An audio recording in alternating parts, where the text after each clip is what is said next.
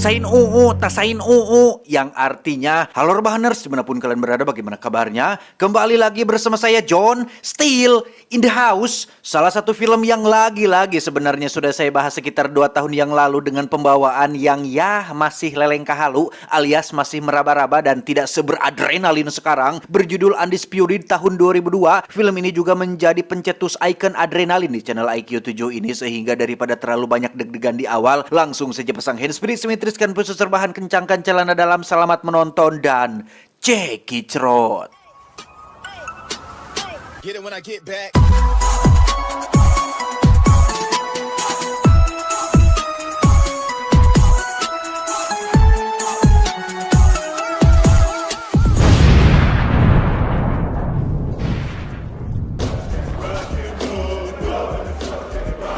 Berlatar di sebuah penjara bernama Sweetwater yang hanya diisi oleh penjahat kelas kakap seperti pembunuh, teroris, dan kejahatan-kejahatan berat lainnya. Cerita diawali dengan memperlihatkan seorang tahanan bernama Monroe Hutchins yang sudah 10 tahun berada di sini. Dia adalah salah satu petinju terbaik yang selama 10 tahun ini selalu menjadi juara pertama dan tak terkalahkan. Yang memang di penjara ini ada semacam laga tinju yang diadakan setiap 6 bulan sekali dengan izin dan legalitas dari sang kepala penjara atas dasar kegiatan positif untuk para tahanan.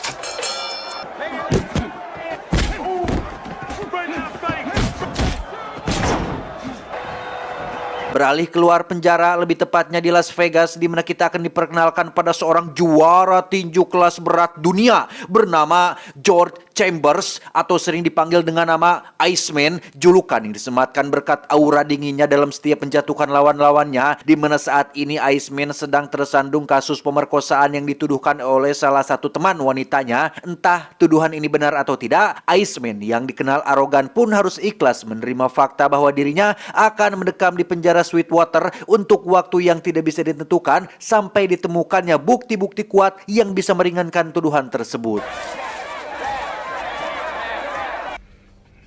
Bad break. I just gotta play this thing out. Berbeda dengan tahanan konvensional pada umumnya, Iceman yang seorang bintang dunia pun dibawa menggunakan helikopter. Yang perlakuan istimewa ini tidak lepas dari nama besarnya sebagai juara dunia tinju kelas berat yang pastinya menjadi bahan utama fokus perhatian semua media. Namun kepala penjara mencoba untuk sebisa mungkin tidak membeda-bedakan Iceman dengan tahanan lain untuk menjaga ketertiban di antar tahanan satu dan yang lainnya. Rapists and those with connections to gangs.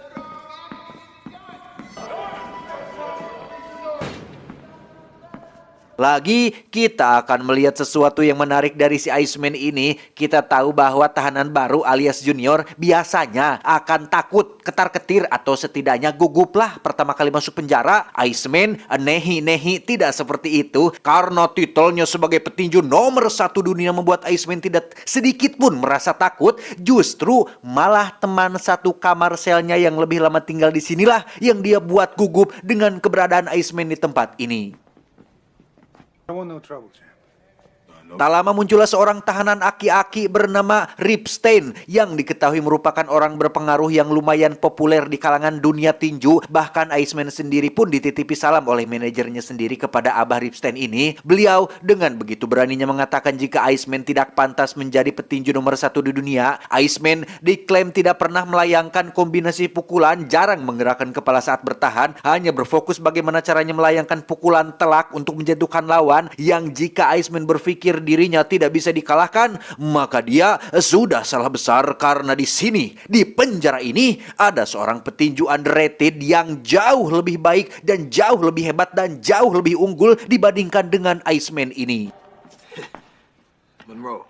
Name's Monroe Hutchins. Saat jam makan, kita lagi-lagi akan diperlihatkan dengan attitude buruk dari si Iceman yang dengan seenak jidat melemparkan makanan penjara gara-gara tidak selera dengan menu yang disediakan. Di mana semua tahanan senior yang lebih lama tinggal di sini pun hanya bisa duduk diam sambil melihat tingkah si Iceman ini. Karena dengan tubuh besar dan pukulan kuat yang bisa membuat Anda dikirim ke rumah sakit, siapa atuh yang akan berani melawan? Dan ya, untuk pertama kalinya Iceman dengan begitu arogannya menghampiri Monroe yang sedang tenang-tenang mengantri makanan. Ujug-ujug menamparnya tidak puguh-puguh hingga menimbulkan sedikit kericuhan. Dan tebak, siapa yang disalahkan? Ya, betapa tidak adilnya para petinggi ketika Monroe yang tidak tahu apa-apa justru malah dituduh telah mulai duluan dan harus dipindahkan ke ruang isolasi selama 3 bulan dengan pintu yang dilas dengan alasan untuk keamanan. Sampai berlebihan seperti itu loh. Sementara Iceman, sang juara, selebriti, dan punya banyak cuan, malah dibiarkan kembali ke kamar selnya dengan alasan Pak Kepala Penjara takut jika media, pers, wartawan, jurnalis mengajukan banyak pertanyaan apabila Iceman mendapat masalah di penjara ini yang tentunya akan berpengaruh pada nama baik penjara Sweetwater ini.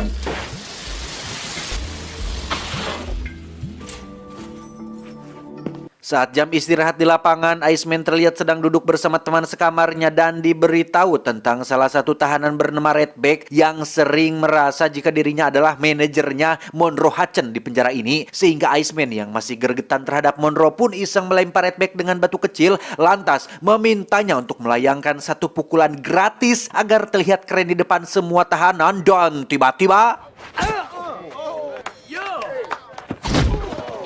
Ya, sampai sini Iceman benar-benar sudah keterlaluan dan iyalah tahu dia teh juara dunia, tapi nggak perlu sampai kayak gini juga atuh, pentatang petenteng kayak jagoan. Jangan mentang-mentang punya perep gede alias kepalan tangan yang besar, seenaknya gitu sama yang lemah teh. Bertolak belakang dengan sifat Iceman, Monroe justru adalah sosok petinju amatir yang memiliki karakter tenang dan sabar. Hal itu dibuktikan ketika dirinya mengembangkan hobi uniknya yaitu merangkai tusuk gigi untuk menjaga pikirnya tetap stabil dan tidak mudah amek-amekan dan mudah stres. Akibat dari sifat arogannya, Iceman mulai mendapat masalah ketika pengacaranya mengatakan jika aset dan tabungannya mulai menipis, satu persatu produk endorse mulai pergi, yang hal ini tentu saja akan sangat berpengaruh pada masa depannya yang jika Iceman mau menurunkan sedikit egonya dan mau meminta maaf kepada si pelapor, mungkin hukumannya akan dikurangi atau bahkan tuntutannya bisa dicabut. Tapi Iceman yang merasa jika dirinya tidak melakukan apa yang dituduhkan pun tetap kekeh, keras kepala tidak mau minta maaf atas fitnah yang dilayangkan oleh si pelapor.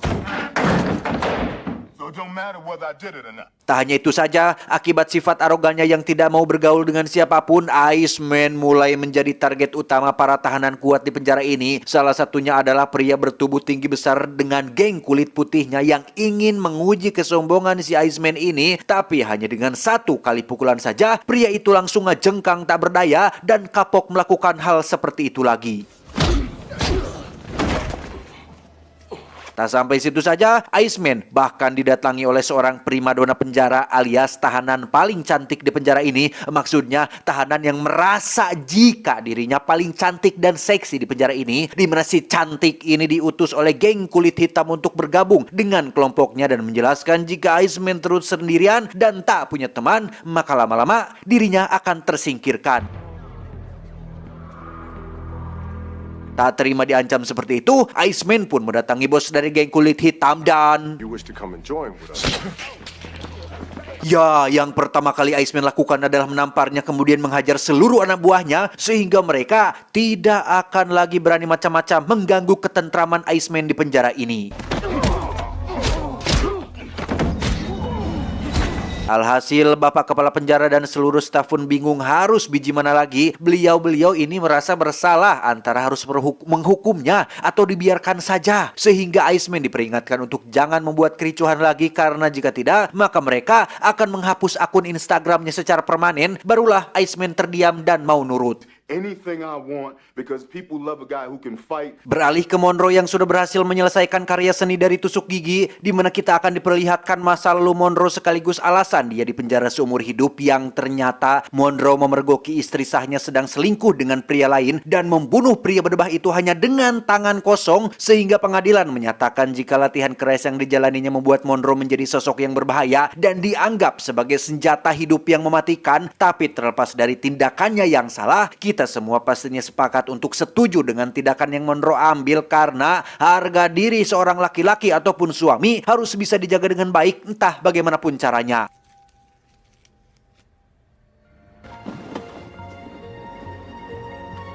Beralih ke Abah Ripstein dan ajudannya yang terlihat sedang berdua di lapangan, di mana si Abah berencana untuk mengadakan pertandingan antara Monroe dan Iceman yang menurut prediksinya akan menjadi pertandingan paling seru dan bergengsi di penjara ini. Namun masalahnya, ia harus bisa merancang strategi untuk membuat kedua petarung mau untuk saling bertemu di atas ring. Right circumstance, they all can be. Memanfaatkan keinginan Iceman yang ingin segera bebas dari penjara, Abah Ripstein mengaku punya seorang teman di luar penjara, lebih tepatnya orang dalam di pemerintahan yang sanggup untuk mengurangi hukumannya, sehingga Iceman yang setuju pun segera memanggil manajernya untuk meminta bantuan agar dia mau menjadi mentor latihannya di penjara ini.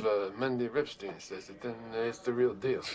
Untuk Monroe, dia langsung dikeluarkan dari kurungan isolasi dan segera menemui si Abah untuk tawar-menawar soal keuntungan yang didapatkan. Monroe akan mendapatkan keuntungan sebesar 40% dari hasil taruhan pertandingan ini, yang karena Monroe masih punya adik perempuan dan keponakan yang masih kecil-kecil, ia tanpa banyak berpikir langsung menyetujui kesepakatan tersebut. No gloves, bare-fisted at a finish. Alasan kenapa kepala penjara dan seluruh pengurus penjara ini mengizinkan diadakannya laga tinju adalah karena mereka juga mendapat keuntungan dari hasil taruhan judi yang dilakukan, sehingga jelas bahwa uang bisa merubah siapapun, bisa merubah apapun. Alih-alih penjara sebagai tempat memperbaiki diri, malah menjadi tempat untuk mencari keuntungan pribadi. And a real goddamn fight, pure. And never to be spoken of in my presence. Anything else, sir? Hit the yard. Tanpa buang waktu, Monroe dan Iceman langsung melakukan latihan di tempat yang berbeda dengan Iceman yang tentu saja ditemani oleh manajernya yang berperan sebagai mentor, dan dia terlihat kurang nyaman latihan di penjara ini dengan fasilitas yang kurang lengkap yang seringkali membuat Iceman mengeluh dan tidak semangat latihan.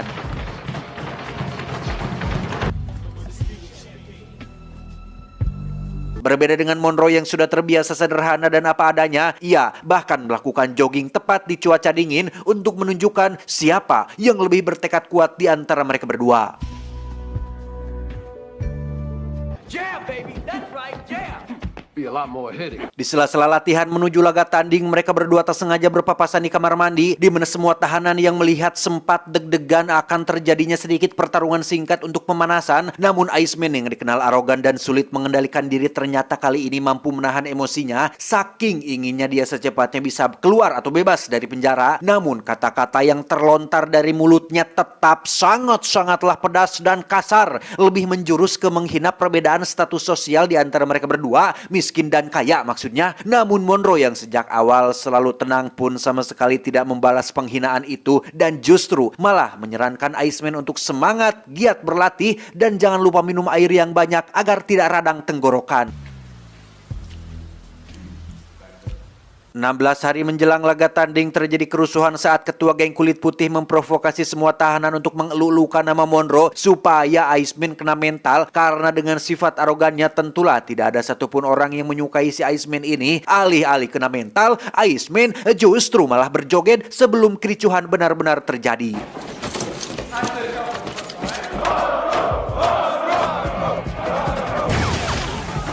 Gara-gara insiden kericuhan di kantin barusan, kepala penjara pun secara sepihak membatalkan laga tanding yang sebentar lagi akan digelar, sehingga hal itu memicu kemarahan si Abah Ripstein yang meminta bertemu langsung dengan kepala penjara. Yang di sini kita akan diperlihatkan bukti betapa besarnya pengaruh atau sima seorang Abah Ripstein di masa lalu, ketika beliau dengan begitu beraninya mengancam kepala penjara dengan beberapa detail ancaman yang mungkin bisa menyakiti keluarganya, entah itu istrinya, anaknya, atau cucunya, yang karena seluruh anak buah termasuk kepala sipir lebih pro terhadap Abah Ripstein, si kepala penjara yang takut pun terpaksa mengizinkan laga tanding ini tetap diselenggarakan sesuai dengan tanggal yang sudah ditentukan. Hope you and your family have a very pleasant time. Semua tahanan seperti geng kulit putih, geng kulit hitam, dan geng orang Rusia tentunya mendukung Monroe untuk menjadi pemenang, termasuk menaruhkan semua uang yang mereka miliki untuk kemenangan Monroe, yang karena takut kalah dan mengalami kerugian, mereka semua berencana untuk membantu Monroe dengan akan memasukkan obat penenang ke dalam minumannya si Iceman. Dan apa tanggapan Monroe? You do that, I'm gonna break you up into pieces. Ya, Monroe menolak ide tersebut. Dia menyadari bahwa selama hidupnya dirinya selalu melakukan keburukan dan tak pernah satupun melakukan kebaikan. Namun sekalinya untuk pertandingan, ia ingin bermain bersih, karena sebagai seorang pria sejati, curang adalah cara yang dipakai oleh pecundang. Singkat cerita, laga tanding pun tiba. Semua tahanan terlihat sudah memenuhi arena dan tidak hanya tahanan saja yang akan menjadi penonton, tetapi juga ada beberapa pejabat tinggi yang dikawal fatwal. Terlihat baru tiba dan ingin menyaksikan langsung laga fenomenal ini, termasuk ingin ikut andil dalam pembagian keuntungan hasil dari taruhan pertandingannya. Hiduplah tanahku, hiduplah negeriku, bangsaku, rakyatku semuanya. Bangunlah jiwanya, bangunlah badannya untuk Indonesia Raya.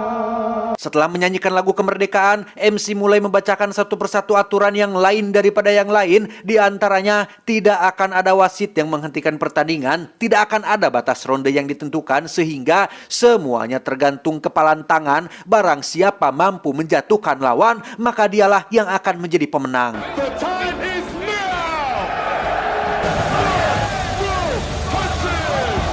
Dan inilah yang ditunggu-tunggu, yaitu detik-detik masuknya Iceman ke dalam arena dengan gaya yang masih saja jumawa alias belagu alias songong. Yang tak lama bel pun berbunyi, tanda pertandingan sudah dimulai. Ronde pertama, Monroe dan Iceman masih bermain cantik dengan saling jual beli pukulan, di mana tensi pertarungan baru mulai memanas ketika Monroe melayangkan kombinasi pukulan yang membuat Iceman sempat kewalahan, tetapi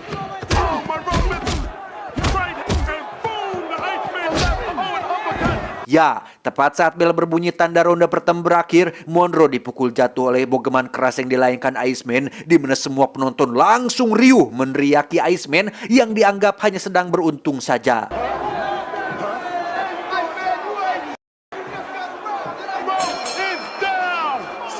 Ronde kedua dimulai dan Iceman masih mendominasi pertarungan. Bahkan kali ini Monroe dibuat tak berdaya saat Iceman melayangkan pukulan bertubi-tubi yang membuat Monroe tersungkur. Yang selain meludah, Iceman bahkan mengucapkan kata-kata kasar yang membuat para penonton semakin kesal.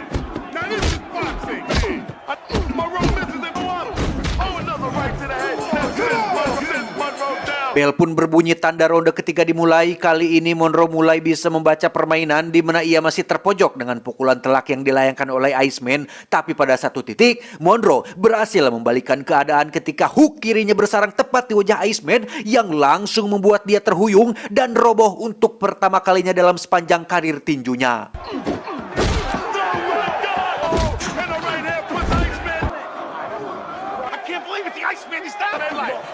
Ronde keempat dimulai, pertandingan berjalan imbang. Namun ingat, sekuat-kuatnya seseorang, sehebat-hebatnya seseorang, jika sudah kena mental satu kali, maka akan butuh waktu untuk orang itu memulihkan kepercayaan diri. Itulah yang saat ini terjadi pada Iceman. Pikirannya dipenuhi oleh amarah, seolah tak percaya bisa dijatuhkan oleh seorang petinju amatir yang namanya saja bahkan tidak dikenal oleh siapapun. Yang akibat amarah dan kearogansian itulah, Iceman pun mulai kehilangan keyakinan terhadap dirinya sendiri. Dan untuk pertama kalinya dalam sejarah sepanjang karir tinjunya, Iceman dinyatakan kalah KO oleh Monroe sang petinju penjara.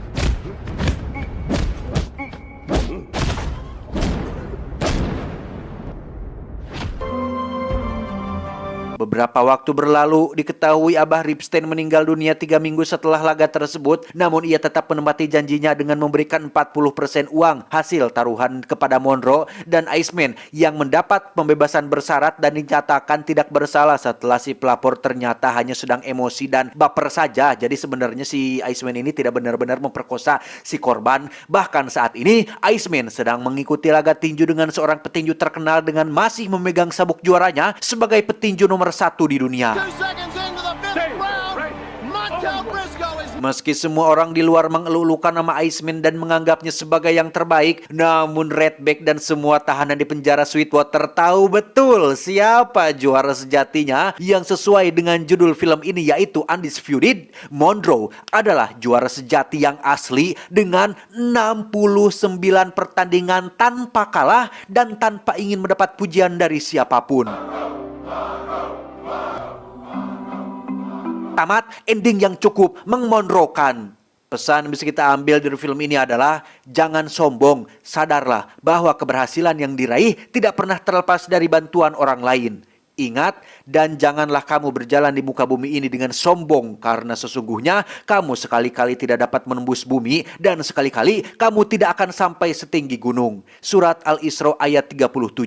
Saya John, mewakili jajaran direksi yang bertugas, mengucapkan terima kasih dan sampai jumpa di video selanjutnya. Adios, kumis baplang, paman takur. Cuau, cuau, cuau.